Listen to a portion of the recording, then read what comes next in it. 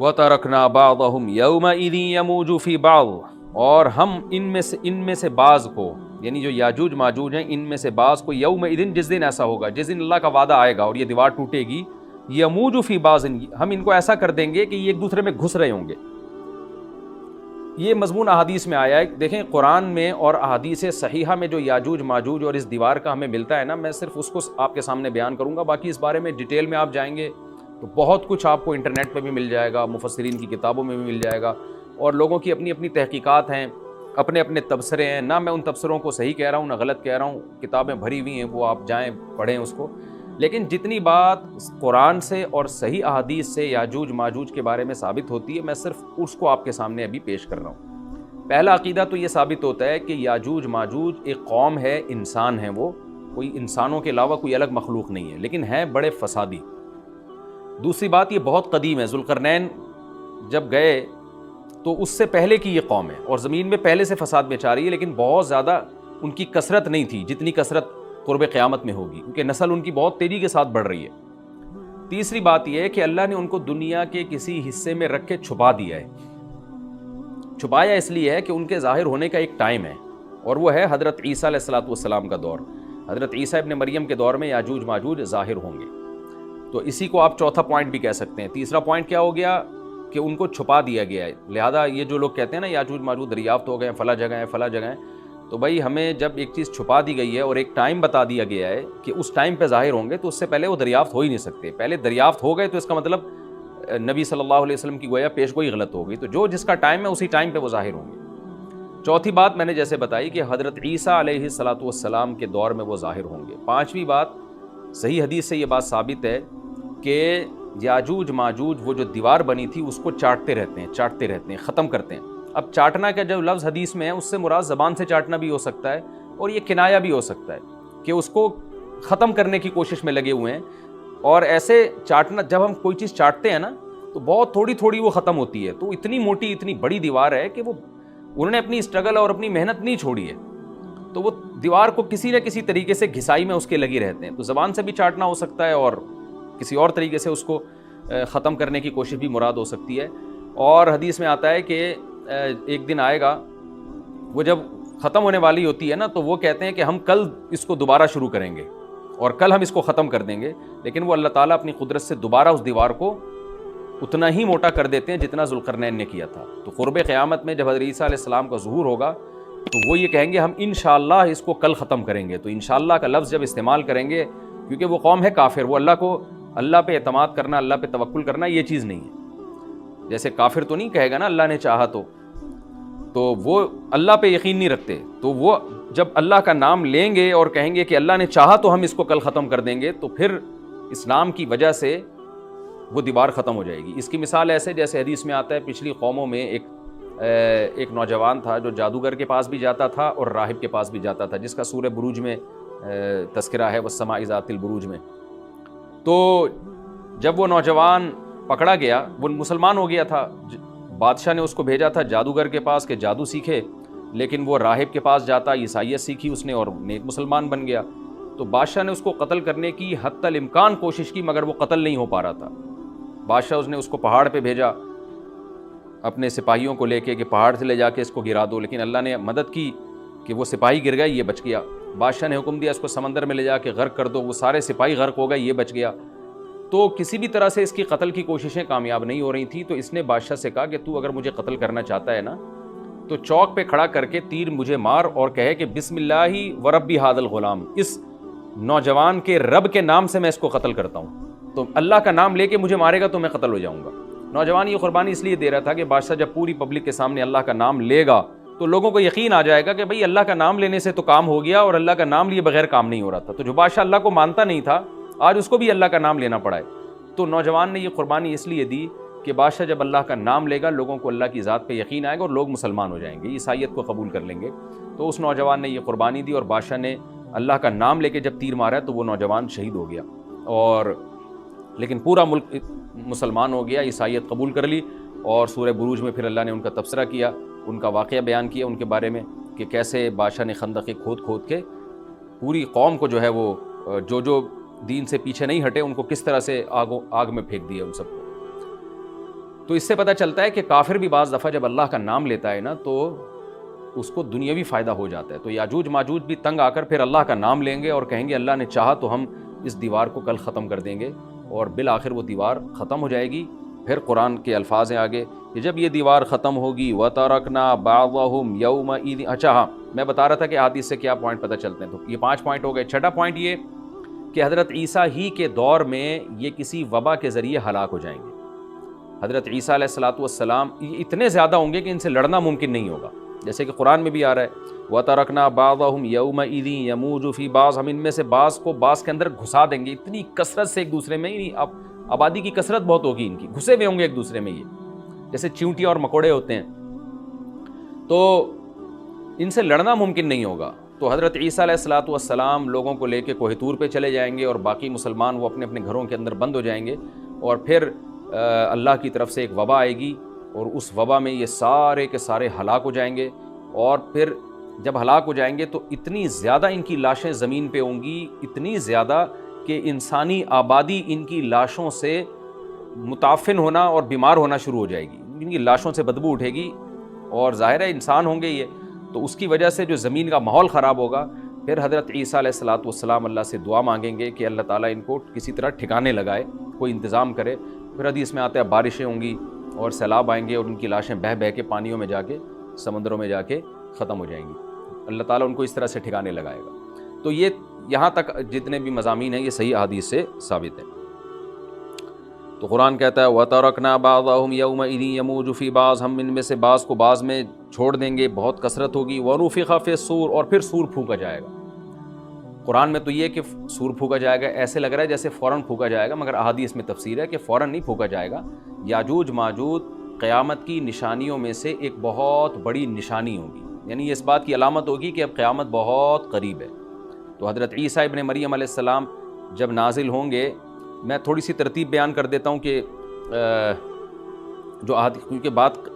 یاجوج ماجوج کی چل رہی ہے تو اس سے منسلک جو واقعات ہیں جو اس دور میں ہوں گے وہ بھی میں اسی لیکچر کے ضمن میں بیان کر دیتا ہوں. ہمیں صحیح حدیث سے یہ پتہ چلتا ہے کہ قرب قیامت میں جب مسلمان بہت کسمہ پرسی میں ہوں گے تو خراسان سے لشکر اٹھے گا. خراسان یہ افغانستان اور ایران کا حصہ, اس علاقے کو نبی صلی اللہ علیہ وسلم کے دور میں خراسان کہا جاتا ہے, جس میں قندھار بھی آتا ہے, ایران کا بھی حصہ آتا ہے اس میں. تو یہاں سے لشکر اٹھے گا, مجاہدین لڑیں گے بہت بڑی تعداد میں, دنیا میں جہاد ہوگا, مسلمان ظلم کی چکی میں پس کے تنگ آ چکے ہوں گے, اور لڑتے لڑتے حدیث میں آتا ہے اتنی بڑی بڑی لڑائیاں ہوں گی کہ 1/3 مسلمان شہید ہو جائیں گے اس میں, 1/3 مجاہدین جو لڑنے والے ہوں گے, اور 1/3 جو ہوں گے وہ میدان جنگ سے بھاگ جائیں گے, اور 1/3 کو اللہ فتح عطا فرمائے گا. تو جو 1/3 میدان جنگ سے بھاگ جائیں گے, نبی صلی اللہ علیہ وسلم نے فرمایا ان کی توبہ کبھی قبول نہیں ہوگی. جو 1/3 شہید ہو جائیں گے وہ افضل ترین شہداء ہوں گے اس وقت کے, اور 1/3 کو اللہ تعالیٰ غلبہ عطا فرمائیں گے. ایک واقعہ تو ہمیں قرب قیامت میں نبی صلی اللہ علیہ وسلم سے یہ ملتا ہے صحیح حدیث سے. دوسرا ہمیں یہ ملتا ہے کہ قرب قیامت ہی میں مسلمان کسمہ پرسی کا شکار ہوں گے, تو تلاش کریں گے حضرت مہدی کو, کیونکہ حضرت مہدی وہ شخصیت ہیں جن پہ تمام نیک لوگ جمع ہو جائیں گے اور وہ مسلمانوں کی میدان جنگ میں کمانڈ کریں گے, جہاد میں کمانڈ کریں گے. تو ان کو بیت اللہ میں تلاش کیا جائے گا. وہ رسول اللہ صلی اللہ علیہ وسلم کی اولاد میں ہوں گے, اور لوگ ان کو پہچان لیں گے, اہل اللہ پہچان کر ان کو اپنا امیر بنائیں گے, اور ان کی قیادت میں پھر لڑائی اور جہاد شروع ہوگا. اور یہ لڑائی جب دمشق میں لڑائی ہو رہی ہوگی تو دمشق میں عصر کی نماز کے وقت حضرت مہدی, میں نے جو یہ کہا کہ دمشق میں لڑائی ہو رہی ہوگی, مقصد یہ نہیں ہے کہ دمشق کوئی میدان جنگ بنا ہوا ہوگا, مقصد یہ ہے کہ وہ مجاہدین کا لشکر دمشق میں ہوگا عصر کی نماز کے وقت. لڑائی چاہے کسی اور میدان میں ہو رہی ہو, لیکن حدیث میں ہمیں دمشق کا تذکرہ ملتا ہے. تو دمشق میں حضرت شام کا تذکرہ ملتا ہے, اور جو قرائن ہمیں ملتے ہیں وہ دمشق کی ایک خاص مسجد ہے. وہ مسجد حضرت مفتی تقی عثمانی صاحب اور مفتی رفیع عثمانی صاحب نے اس کو ہائی لائٹ بھی کیا, لیکن وہ یقینی نہیں ہے, یہ خوب سمجھیں, انہوں نے اس کا بھی تبصرہ کیا کہ اس کے بارے میں کوئی یقین نہیں ہے. تو حضرت مہدی عصر کی نماز پڑھا رہے ہوں گے, لوگ امامت میں آپ کے پیچھے کھڑے ہوں گے, یہاں تک کہ مسجد کے مینار پر, آج بھی وہ مینار موجود ہے جس کے بارے میں غالب گمان ہے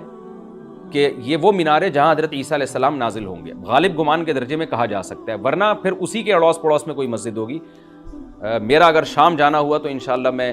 ارادہ ہے کہ میں ولاگ میں اس مسجد کا بھی تذکرہ کروں گا, اس جگہ کا بھی تذکرہ کروں گا, لیکن میں پہلے یہ بات بتا دوں کہ وہ 100% یقینی نہیں ہے. ایسا نہ ہو کہ اس مسجد کے مینار پہ چڑھ کے لوگ جو ہے وہ اس کے کوئی مینار کو ہی چاٹنا شروع کر دیں تبرک کے طور پہ۔ تو عصر کی نماز کا ٹائم ہوگا، حضرت عیسیٰ ابن مریم علیہ الصلاۃ والسلام فرشتوں کے کندھوں پہ ہاتھ رکھ کے نیچے اتریں گے نماز کے ٹائم پہ، یعنی آسمان سے مینار تک آئیں گے اور پھر مینار سے آپ کے لیے سیڑھیاں لگائی جائیں گی، سیڑھیوں کے ذریعے مینار سے نیچے اتریں گے اور لوگ ان کو پہچان لیں گے۔ حضرت مہدی ان کو امامت کے لیے آگے کریں گے کہ آپ اللہ کے ایک پیغمبر ہیں، آپ نماز پڑھائیے۔ حضرت عیسیٰ علیہ السلام انہی کو آگے رکھیں گے، اور اس طرح کا مفہوم ہے حدیث میں کہ اللہ نے اس کام کے لیے آپ کو ہی منتخب کیا۔ کیا مطلب یہ امامت اس امت کا حق ہے؟ تو حضرت عیسیٰ ابن مریم علیہ الصلاۃ والسلام کا جو کام ہوگا وہ جہاد ہے اور یہودیوں سے انتقام لینا، کیونکہ یہودیوں نے اپنے خیال میں حضرت عیسیٰ کو قتل کیا تھا، تو اللہ نے یہودیت ہی کے خاتمے کے لیے اور دجال کے خاتمے کے لیے عیسیٰ ابن مریم کو نازل کیا ہے۔ حضرت مہدی سے پہلے ہی دجال ظاہر ہو چکا ہوگا۔ دجال کے بارے میں حدیث میں آتا ہے کہ ہر پیغمبر نے اپنی امت کو دجال کے فتنے سے ڈرایا ہے۔ اچھا، یہ دجال ایک ایسی شخصیت ہے جس کا یہودی انتظار ہم سے زیادہ کر رہے ہیں، کیونکہ یہودی اس کو اپنے لیے نجات دہندہ سمجھتے ہیں، جبکہ حدیث میں آتا ہے کہ دجال کانا ہوگا اور اس کا خدائی کا دعویٰ ہوگا، اس کے پاس کچھ ایسی طاقتیں ہوں گی کہ مردے کو زندہ کر دے، زندہ کو مار دے، ایک طرف اس کے باغ ہوگا، ایک طرف اس کے آگ ہوگی، جو اس پر ایمان لائے گا اس کو باغ میں داخل کرے گا، اور جو اس پر ایمان نہیں لائے گا اس کو آگ میں داخل کرے گا۔ اور رسول اللہ صلی اللہ علیہ وسلم نے فرمایا اس کی جو آگ ہے حقیقت میں وہ جنت کا باغ ہوگا، اور اس کا جو باغ ہے حقیقت میں وہ جہنم کی آگ ہوگی۔ تو جو نبی کی باتوں پہ یقین کرتے ہیں وہ دجال کے فتنے سے محفوظ رہیں گے۔ اور حدیث میں سورہ کہف کی بھی تلاوت کا حکم ہے، جمعے کے دن جو کہف کی تلاوت کرتا ہے اللہ اس کو دجال کے فتنے سے محفوظ رکھتا ہے۔ اب آپ دیکھیں یہ سورہ کہف میں ہی قیامت کی علامات کا تذکرہ ہے نا، تو شاید اسی وجہ سے کیونکہ جو سورہ کہف پڑھتا رہے گا وہ یاجوج ماجوج کے واقعات بھی پڑھتا رہے گا اور اللہ کی قدرت کے واقعات بھی پڑھتا رہے گا، تو دجال کے فتنے سے اللہ اس کو اس برکت سے بچا کے رکھیں گے، فتنے سے محفوظ رکھیں گے۔ تو وہ ایسی طاقتیں دکھائے گا، بے وقوف لوگ اس پہ ایمان لے آئیں گے۔ حدیث میں آتا ہے کہ کانا کبھی بھی خدا نہیں ہو سکتا، یعنی اس کی تو ایک آنکھ ہوگی نہیں، لیکن بے وقوف لوگ اس کے یہ کچھ ظاہری کمالات دیکھیں گے، یہ نہیں دیکھیں گے کہ یہ تو شکل بھی اس کی اچھی نہیں ہے، یعنی خدا کم از کم جمال والا ہوتا ہے نا، یہ تو ہے بھی کانا، اور اس کے بڑا بڑا کافر بھی لکھا ہوا ہوگا واضح طور پر جس سے پتہ چلے گا۔ لیکن احمق اور بیوقوف لوگ جیسے روحانی عامل کو کچھ شعبدے دیکھ کر ان پہ سے متاثر ہو جاتے ہیں نا، روحانی عاملوں کے شعبدے دیکھ کے، تو ایسے ہی دجال کے شعبدے دیکھ کے متاثر ہوں گے۔ تو بہت لوگوں کو، خلقت کو، بہت بڑی امت کو گمراہ کرے گا دجال، اہل اللہ کو اللہ تعالیٰ اس کے فتنے سے محفوظ رکھے گا۔ پھر حضرت عیسیٰ ابن مریم جب نازل ہوں گے تو وہ دجال کو قتل کریں گے۔ حدیث میں آتا ہے کہ نیزے کے ذریعے گھوڑے پہ بیٹھ کے قتل کریں گے۔ علماء نے اس حدیث کا دو مطلب بیان کیے ہیں کہ یا تو اس کا مطلب یہی ہے کہ واقعی گھوڑے پہ بیٹھیں گے، نیزہ استعمال کریں گے، اور زمین جو ہے وہ اتنی پہلے اس سے جنگیں ہو چکی ہوں گی کہ لوگ دوبارہ تلواروں گھوڑوں کی طرف آ جائیں گے۔ اس بات کا امکان ہے، ہر ملک ایٹمی طاقت بن چکا ہے، تو اگر یہ ایٹم بم سارے ملک آپس میں چلا دیں تو ہم دوبارہ گدھے گھوڑوں والی زندگی پر آ جائیں گے، ٹیکنالوجی ساری تباہ و برباد ہو جائے گی، انسان کی ترقی۔ تو اس بات کا بھی امکان ہے کہ کوئی اس سے پہلے ہو سکتا ہے کوئی ایسی جنگ عظیم ہو کہ انسانیت دوبارہ پہاڑوں پتھروں کے دور میں آ جائے۔ لیکن ظاہر یہ معلوم ہوتا ہے کہ رسول اللہ صلی اللہ علیہ وسلم نے جو کلام کیا ہے، ظاہر ہے اس دور کے لحاظ سے جو لوگوں کے جہاں تک جو لوگوں کی مینٹل اپروچ ہے وہاں تک، تو نبی صلی اللہ علیہ وسلم میزائل یا اور ٹینکوں کا تذکرہ کرتے تو کیا سمجھ میں آتا؟ تو گھوڑے سے مراد ہے جو اس زمانے کا گھوڑا ہوگا، اور نیزے سے مراد ہے اس زمانے کا جو اسلحہ ہوگا، کیونکہ نیزہ نبی کے دور کا ایک مناسب اسلحہ تھا اور گھوڑا نبی کے دور کی میدان جنگ کی ایک مناسب سواری تھی۔ تو اس سے یہ بھی پتہ چلتا ہے کہ ہو سکتا ہے عیسیٰ ابن مریم نیزے کے بجائے کلاشنکوف کا استعمال کر لیں، تو یعنی وہ نیزہ جو ہے وہ اس کلاشنکوف کی یا جو بھی اسلحہ اس وقت حضرت عیسیٰ ابن مریم استعمال کریں گے اس کی ایک تعبیر ہے، تو اس کا بھی پورا امکان ہے۔ تو ہمیں بہرحال اتنا ایمان ہمارے لیے ضروری ہے کہ دجال کو قتل کرنے والی جو ذات ہے، جو شخصیت ہے، وہ عیسیٰ ابن مریم علیہ الصلاۃ والسلام، تو حضرت عیسیٰ کے ذریعے اللہ تعالیٰ دجال کو قتل کریں گے، اور حضرت عیسیٰ کی قیادت میں زبردست جہاد ہوگا۔ حدیث میں آتا ہے کہ عیسیٰ ابن مریم اس دنیا کو امن سے بھر دیں گے، اتنا امن ہو جائے گا اور اتنی مالی فراوانی ہوگی، اتنی مالی، کیونکہ دنیا میں مال بہت ہے، ڈسٹریبیوشن صحیح نہیں ہے، جو تقسیم ہے نا مال کی وہ ظالمانہ ہے، جس کی وجہ سے غریب سے غریب تر ہے، امیر سے امیر تر ہے۔ حضرت عیسیٰ ابن مریم ایسا نظام قائم کریں گے کہ جس سے مال کی صحیح تقسیم، اور لوگ اٹھیں گے زکوٰۃ کا مستحق تلاش کریں گے اور لوگوں کو زکوٰۃ کا مستحق نظر نہیں آئے گا، غریب تلاش کرنا مشکل ہو جائے گا۔ یعنی ایک آدمی، حدیث کے مفہوم ہے کہ زکوٰۃ لے کے گھومتا رہے گا اور اس کو کوئی غریب نہیں ملے گا، اتنی مالی فراوانی ہو جائے گی۔ پھر ترمذی کی روایت میں آتا ہے کہ اللہ کی طرف سے برکتیں ایسی نازل ہوں گی کہ بڑے بڑے انار پیدا ہوں گے، بڑے بڑے انگور پیدا ہوں گے، زمین اپنی برکتیں کھول دے گی، اور حضرت عیسیٰ علیہ السلام خنزیر کو بھی دنیا سے ختم کر دیں گے، خنزیر کی نسل کو ختم کر دیا جائے گا۔ وَيَضَعُ الْجِزْيَةَ اور جزیہ کا نظام ختم، اما الاسلام و اما السیف، یا تو تلوار یا اسلام، اس کے علاوہ نہیں۔ تو نبی صلی اللہ علیہ وسلم کو اللہ نے جس مقصد کے لیے دنیا میں بھیجا تھا،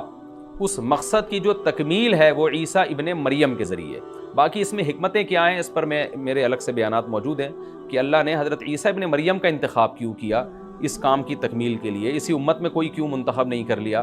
یا یہ کہ پیغمبر صلی اللہ علیہ وسلم ہی کے ذریعے پوری دنیا میں اسلام کو غالب کر دیا جاتا، اس میں کیا حکمتیں ہیں، اس پر میرے الگ سے بیانات موجود ہیں۔ ابھی تو میں کوشش کرتا ہوں کہ تفسیر سے میں جو ٹو دا پوائنٹ بات ہے اس سے یہاں اس لیکچر میں نہ ہٹوں۔ تو اسی وقت حضرت عیسیٰ ابن مریم اس کو یاجوج ماجوج کو قتل کریں گے اور دنیا انصاف سے بھر جائے گی، اور اللہ تعالیٰ نے جو پیغمبروں کو دنیا میں بھیجا تھا اس کا مقصد کیفیت اور کمیت دونوں لحاظ سے حاصل ہو جائے گا۔ اس کے بعد پھر آہستہ آہستہ دنیا میں زوال شروع ہوگا، اور پھر جب پوری دنیا کے لوگ زوال کا شکار ہوتے ہوتے کفر کی طرف جائیں گے، گناہوں کی طرف، اور حدیث میں آتا ہے جب تک ایک شخص بھی اللہ کا نام لینے والا ہوگا اس دنیا پر قیامت نہیں آئے گی، یہاں تک کہ آخری شخص جب دنیا سے اٹھے گا جو اللہ کا نام لیا کرتا تھا، تو اس کے بعد اللہ تعالیٰ سور پھونکیں گے، جبریل کو حکم دیں گے سور پھونکنے کا، اور اس دنیا کو تباہ و برباد کر دیا جائے گا۔ تو آگے قرآن کہتا ہے وَنُفِخَ فِي الصُّورِ، اور پھر سور میں پھونکا جائے گا، فَجَمَعْنَاهُمْ جَمْعًا، پھر ہم ان تمام انسانوں کو جمع کر دیں گے، وَعَرَضْنَا جَهَنَّمَ يَوْمَئِذٍ لِّلْكَافِرِينَ عَرْضًا، اور قیامت کے دن ہم جہنم کو یومئذ، جس دن ایسا ہوگا یعنی جس دن سور پھونکا جائے گا، یہ دوسرا سور مراد ہے، للکافرین عرضا، کافروں کے سامنے پیش کر دیں گے، الذین کانت اعینہم فی غطاء عن ذکری، یہ وہ لوگ ہیں جن کی آنکھیں میری یاد سے پردے میں پڑی ہوئی تھیں، یعنی میری یاد کی چیزیں ان کو نظر ہی نہیں آتی تھیں، غفلت میں پڑی ہوئی تھی جن کی آنکھیں، وکانوا لا یستطیعون السمع، اور یہ سننے کی صلاحیت بھی نہیں رکھتے تھے، نہ حق بات سنتے تھے نہ حق دیکھتے تھے، بس اپنے خواہشات کی جو چیزیں ہیں وہ ان کو اچھی لگتی تھیں اور وہی ان کو سمجھ میں آتی تھیں۔ تو یہ ہمارا رکوع الحمدللہ کمپلیٹ ہو گیا۔ اس رکوع میں ہمیں بہت سارے اسباق ملتے ہیں، میں نمبر وار اس کو مختصراً بیان کر دیتا ہوں۔ پہلی بات تو یہ کہ دیکھیں اللہ تعالیٰ نے کیسے کیسے بادشاہ دنیا میں بھیجے ہیں، اور کتنے پاورفل بادشاہ۔ حضرت ذوالقرنین کا نام ہی قرن والا، دو کناروں والا، زمین کے بہت بڑے حصے کو حضرت ذوالقرنین نے فتح کیا۔ اور اللہ کے نیک بندے کیسے اللہ کے راستے میں لڑتے رہے ہیں۔ تو یہ جو لوگ بیٹھ جاتے ہیں نا بس عبادت کرو اور لڑائی وڑائی اسلام میں ہے ہی نہیں، یہ دنیا میں کوئی بھی عقل مند اس نظریے کا حامی نہیں ہوگا۔ تو طاقت اور قوت کی اسلام میں بہت زیادہ اہمیت ہے۔ اس سے ہمیں یہ بھی پتہ چلتا ہے کہ اپنے ملک کی، خاص طور پر اسلامی ملک کی جو فوجی قوتیں ہیں، جو فوجی طاقتیں ہیں، ان کی ہمیں قدر کرنی چاہیے، کیونکہ اگر کوئی بھی ملک عسکری لحاظ سے کمزور ہو جائے، کیونکہ اللہ تعالیٰ تو جو عسکری لحاظ سے طاقتور قومیں تھیں اللہ نے ان کا کتنا تذکرہ کیا، ہاں وہ اللہ کے باغی نہ ہو۔ تو اسلامی ملک میں کوئی بھی اسلامی کنٹری ہے، چاہے سعودی عرب ہے، چاہے پاکستان ہے، چاہے ترکی ہے، کوئی بھی اسلامی کنٹری ہے، اس کی فوج کی قدر کرنی چاہیے، کیونکہ اسی کی وجہ سے ملک کا بارڈر محفوظ ہوتا ہے۔ اگر مسلمان عسکری لحاظ سے کمزور ہونا شروع ہو جائیں تو کافر ہمیں گاجر مولی کی طرح کاٹنا شروع کر دیں، اسلام دشمن قوتیں ہمیں کھا جائیں، ختم کر دیں ہمیں کھا کے۔ تو نیک قوتوں کو اپنی بقا کے لیے ہمیشہ سے ایک اسلحے کی اور طاقت کی ضرورت رہتی ہے، اس کی اہمیت اسلام میں بہت زیادہ ہے۔ موسیٰ علیہ الصلوۃ والسلام کے بعد کتنے بڑے بڑے جنگی کمانڈر پیدا ہوئے، ذوالقرنین کا اللہ نے کیسا تذکرہ کیا، ذوالقرنین کی عبادت کا کہیں بھی تذکرہ نہیں، حالانکہ وہ بڑے عبادت گزار بھی تھے۔ داؤد علیہ السلام کی عبادت کا تذکرہ بھی ہے، ان کی تلوار اور طاقت کا تذکرہ بھی ہے۔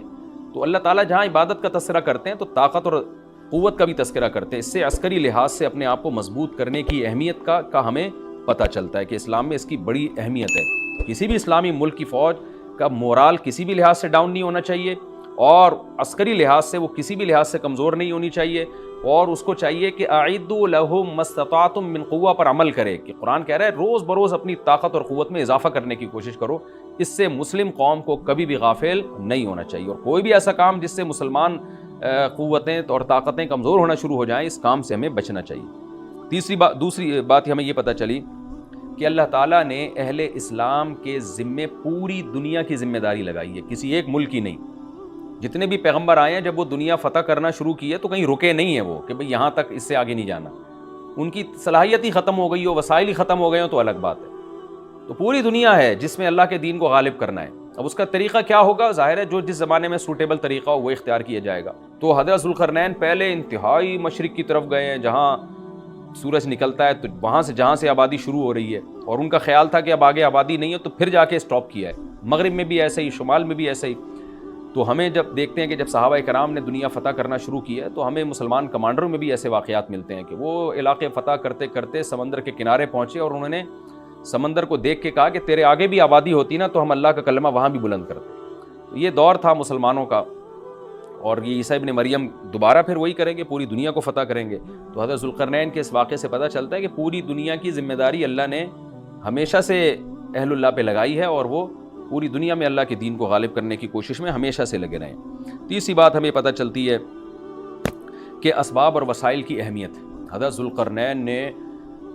جب اتنا پہاڑوں کے بیچ میں اتنا یعنی لوہے کی پلیٹیں لگا کے تانبا پگھلا کے آہنی دیوار بنائی ہے تو خوش ہوئے ہیں، ہذا رحمت من ربی، یہ میرے رب کی رحمت ہے، تبھی تو اللہ کا شکر ادا کیا نا، خوشی پہ شکر ادا کیا جاتا ہے۔ تو اس سے یہ بھی پتہ چلتا ہے کہ سائنس اور ٹیکنالوجی، دیکھیں یہ کام ٹیکنالوجی کے بغیر ممکن نہیں تھا، تبھی تو اس قوم نے کہا نا ذوالقرنین سے کہ ہم پیسے آپ کو دیں گے، لیکن ہمارے پاس وہ وسائل نہیں ہیں، وہ ٹیکنالوجی نہیں ہے ہمارے پاس۔ اور بظاہر ایسا لگتا ہے کہ ان کے پاس لوہا بھی تھا، تانبا بھی تھا،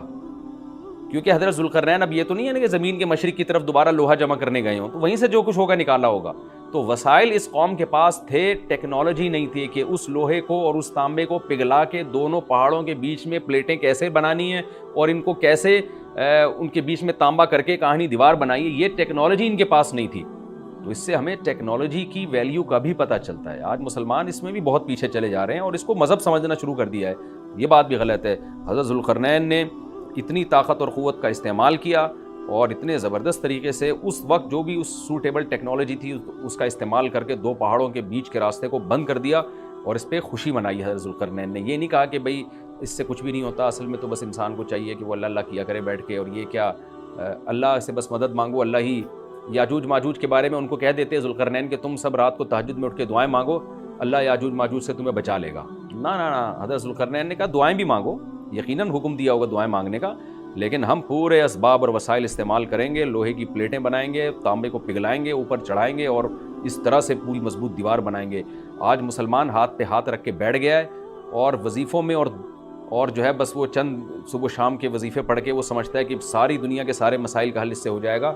ایسا نہیں ہے، آپ کو بہت زیادہ ترقی کرنی ہے، بہت زیادہ اسباب و وسائل میں آپ کو غیر مسلموں سے آگے نکلنا ہے۔ جیسے کہ قرون اولیٰ کا مسلمان نکلا تھا، تبھی اللہ نے اس کے لیے دنیا میں فتوحات کے دروازے کھولے تھے۔ تو اللہ ہمارے لیے فتوحات کے دروازے جب ہی کھولے گا جب ہم عبادت کے ساتھ ساتھ سائنس اور ٹیکنالوجی کے میدان میں بھی آگے بڑھنے کی کوشش کریں، اور ہمیں قرب قیامت کی علامتیں بھی اس رکوع میں پتہ چلتی ہیں۔